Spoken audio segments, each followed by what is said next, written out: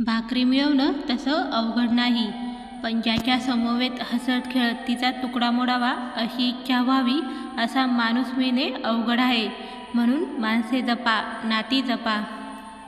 लोकांनी कितीही नावं ठेवली तरी आपण आपलं छान राहायचं, कारण लोक हसायला येतात, पोसायला नाही.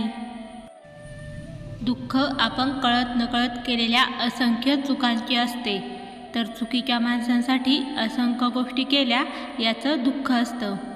पण याचं दुःख वाटू न देता स्वतःबद्दल स्वतःलाच आदर वाटू द्या की तुम्ही चुकीच्या माणसांसाठी देखील कर्तव्यात कसूर ठेवली नाही. पुढचं आयुष्य सोपं होईल.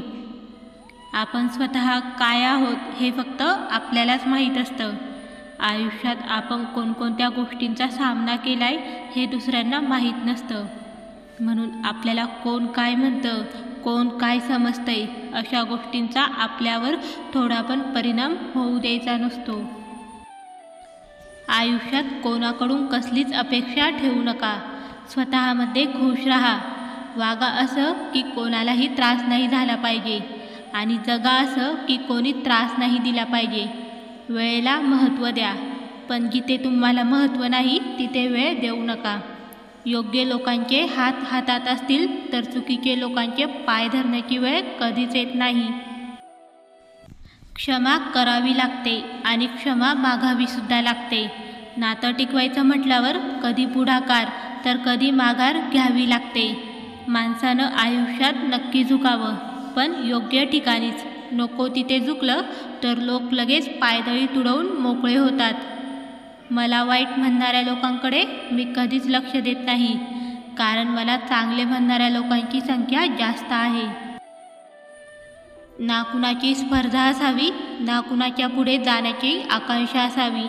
फक्त स्वतःला सिद्ध करण्याची जिद्द असावी. स्वतःचे स्वप्न पूर्ण करण्यासाठी काम करा, नाहीतर लोक त्यांचे स्वप्न पूर्ण करण्यासाठी तुमच्याकडून काम करून घेतील. कोणी आपल्याबद्दल काय बोलत असतं याचा विचार अजिबात करू नका, कारण जे बोलणारे असतात त्यांना एकतर आपलं चांगलं पाहावत नसतं किंवा मग त्यांची लायकीच नसते. काही व्यक्तींना तुमच्याकडून काहीच हवं नसतं, ना पैसा ना कसली मदत. फक्त जीवनातील कठीण काळात तुमची साथ हवी असते. तुमचे प्रेमाचे 2 शब्द आणि आपुलकी एखाद्याला खूप मोठे समाधान मिळवून देते आणि या जगात आपलं कोणीतरी आहे ही आपुलकीची भावना निर्माण होते. म्हणून वेळोवेळी एकमेकांना साथ द्या, तरच जगणं सुंदर होईल. एखादी रेषा न पुसता छोटी करायची असेल तर तिच्या खाली तिच्यापेक्षा मोठी रेषा काढा. ही खूपच अर्थपूर्ण शिकवण होती. आयुष्यालाही ही शिकवण लागू होते.